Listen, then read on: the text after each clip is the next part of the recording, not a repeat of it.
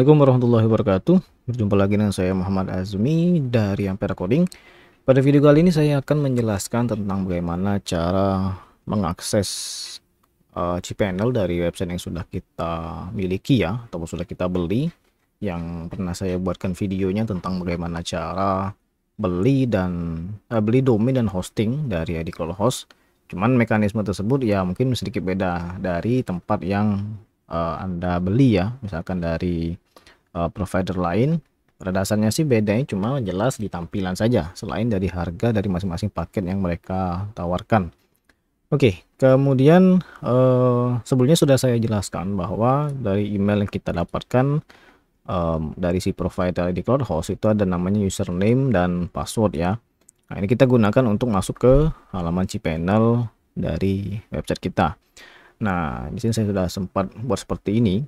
Jadi pada dasarnya nanti di sebuah website yang menggunakan cPanel itu biasanya nanti dia masuk ke nama domain. Oke, yang saya blok biru ini nama domain. Kemudian cPanel. Nah, bisa saja nanti dia redirect dengan ke alamat yang lain atau bisa menggunakan alamat IP servernya ya, ataupun hostingnya ini. Oke, jadi saya kalau masuk ke halaman sini, yaitu ini tampilan awal, ini adalah tampilan awal dari cPanel ya. Kalau saya ini masuk ya, seperti ini, saya copy, saya paste seperti ini. Nah, dia akan masuk ke cPanel, tinggal ditunggu saja. Nah, terlihat di sini halamannya ataupun alamat dari cPanel-nya berubah ya, seperti ini dia. Kemudian untuk username dan password kita pakai yang sudah disediakan tadi secara default. Nanti ini bisa kita ganti ya. Saya masukkan username, kemudian saya masukkan passwordnya juga. Password di sini, saya klik tombol login. Nah, dia berhasil login seperti ini. Bisa saja nanti tampilan yang teman-teman dapatkan itu sedikit berbeda. Ini untuk cPanel ya. Nah, cuman kita bisa ganti. Contoh misalnya ini saya keterangannya kan you are viewing our new style glass. Itu dari tema dari si cPanel yang baru ini menggunakan tema glass, ataupun kita bisa ganti jadi lebih kayaknya sih kalau saya nilai ini lebih simple, lebih minimalis tanpa ada keterangan foto ataupun gambarnya. Cuman saya kurang serak sih, jadi saya akan coba ganti pada bagian atas di sini Muhasmim di sini ada yang namanya change style. Nah, kita ganti di sini change style. Kalau saya biasa menggunakan yang basic. Jadi di basic ini dia warnanya putih ya. Kalau misalnya teman-teman yang nggak suka dengan warna putih untuk halaman menu, tinggal pilih di bagian darknya saja. Cuman saya pernah coba untuk dark ya masih kurang serak sih. Saya pilih warna yang basicnya saja, warna putih di sini. Tapi kalau untuk ngoding ya saya prefer ataupun saya cenderung menggunakan warna hitam. Saya klik apply untuk bagian basic. Oke, dia udah teratur menjadi current ya, yaitu pun saat ini. Nah, kita coba masuk lagi ke halaman depan. Kita klik tombol cPanel-nya di sini, gambar cPanel di sini. Dia masuk ke halaman depan seperti ini. Nah, inilah halaman dari cPanel website kita.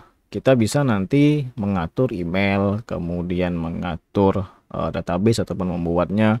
Kemudian data-data yang kita miliki di storage-nya itu bisa kita kelola juga. Kemudian kalau misalnya teman-teman lihat di halaman depan sini, ini merupakan berbagai macam menu yang telah disediakan oleh cPanel. Saya akan coba buang yang tidak saya rasa gunakan ya. Saya klik tombol silang di sini untuk welcome-nya ini. Kemudian untuk introducing our new style ini saya dismiss-kan saja. Oke, kalau misalnya kita ingin mencari secara cepat, kita bisa klik di si find functions quickly di sini. Kemudian kita ketik bagian mana yang kita cari. Misalkan saya mau cari untuk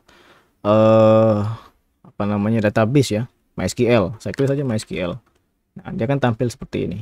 Oke, kalau saya hapus, dia akan kembali lagi ke tempat awal ataupun tampilan awal. Kalau ini diklik pada minusnya, maka dia akan minimize ataupun memperkecil box-boxnya ini. Kalau diklik lagi, dia akan memperbesar. Kalau ini ditahan, maka dia bisa kita urutkan sesuai dengan keinginan kita. Nah, kemudian keterangan kanan adalah general information, mulai dari current user sedang login, primary domainnya, set IP addressnya, kemudian home directory-nya di mana, last login IP dari mana, temanya pun dari mana bisa kita pilih di sini, apakah Paper Lantern ataupun Jupyter. Oke, nah seperti ini sih kalau tema yang berbeda. Cuman saya kurang serak dengan tema Jupyter ini. Saya pilih lagi di Paper Lantern seperti ini. server information kita klik saja, maka dia akan menampilkan semua informasi mengenai server yang kita gunakan sekarang. Ini sih jarang kita pakai, paling sih di bagian statistik yang paling kita pantau. Mulai dari ada di domains, this usage, ada di domains ini istilahnya Anda mempunyai sebuah domain baru yang Anda beli entah di mana, misalkan di ID Cloud Host, tapi Anda ingin pointing ataupun Anda ingin gunakan hostingnya itu dari hosting yang Anda miliki. Jadi misalkan seperti ini. Saya punya domain di amperecoding.com misalkan, tapi saya ingin menggunakan hosting dari muhazmi.myid tadi. Nah, itu bisa dilakukan dengan pointing si domain yang kita miliki yang baru tadi, supaya istilahnya kita numpang. Nah, kemudian disk usage-nya itu kita bisa tahu juga nih, ini kan 2,43 mega nih. Kita bisa tahu 2,43 mega per 1 giga, terpakai 0,24%. Jadi kita bisa tahu MySQL-nya, kemudian PostgreSQL-nya, bandwidth-nya, subdomain, dan seterusnya. Oke, ini merupakan halaman awal dan macam-macam menu yang ada di cPanel website kita ya. Jadi ini saja sih untuk di halaman pertama cPanel-nya. Selanjutnya saya akan coba untuk menjelaskan bagaimana kita membuat ataupun menginstal WordPress di dalam website kita, karena kalau kita buka di sini muhazmi.my.id itu masih kosong ya, nggak ada apapun. Nah, saya akan coba jelaskan untuk membuat website menggunakan si WordPress dengan cara kita klik-klik saja istilahnya. Jadi sangat gampang kalau untuk di WordPress. Oke, mungkin ini saja.